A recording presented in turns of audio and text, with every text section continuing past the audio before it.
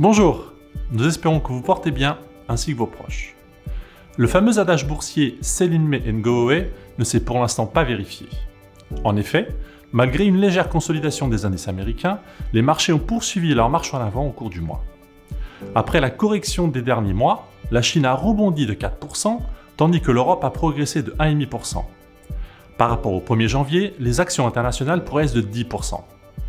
D'une manière générale, les marchés financiers continuent d'être dirigés essentiellement par les publications concernant l'inflation et au discours, parfois contradictoire, des membres des banques centrales de part et d'autre de l'Atlantique.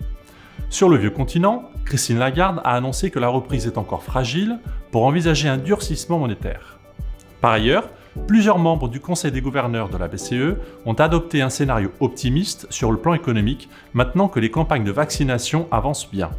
Certains d'entre eux ont même laissé sous-entendre qu'une réduction du rythme des achats de titres pourrait être annoncée lors de la prochaine réunion du 10 juin. Aux États-Unis, le vice-président de la Fed a précisé que le temps de réduire les mesures de soutien n'est pas encore venu, tout en indiquant toutefois que l'institution devrait intervenir si elle s'aperçoit que les tensions inflationnistes ne sont finalement pas temporaires. Sur le front politique, soulignons la ratification du plan Next Generation par tous les parlements nationaux après les votes de l'Autriche et de la Pologne fin mai. Pour rappel, ce plan de 750 milliards d'euros aidera les États membres à faire face aux dépenses liées à la pandémie tout en faisant sorte que leurs économies entreprennent des transitions écologiques et numériques, les rendant ainsi plus durables et résilientes. Sur le front macroéconomique, la tendance des dernières semaines s'est poursuivie.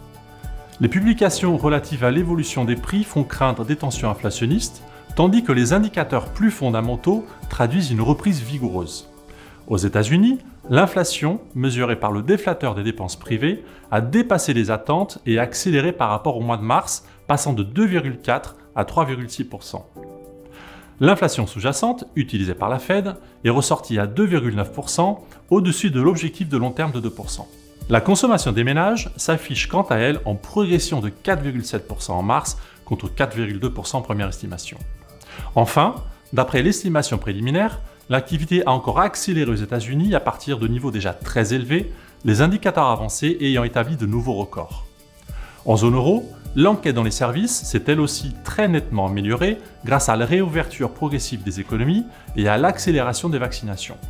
Enfin, les indicateurs ont également montré une accélération de l'activité en Chine au mois de mai, l'indice composite PMI officiel passant de 53,8 à 54,2, soit un solide niveau.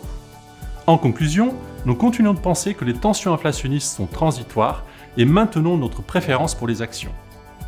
Notre scénario d'accélération de la reprise économique reste d'actualité et nous a amené à renforcer l'exposition actions de nos portefeuilles en milieu de mois pour la porter à respectivement 60 et 90% sur les profils équilibrés et dynamiques. Nous vous donnons rendez-vous début juillet pour notre prochaine intervention.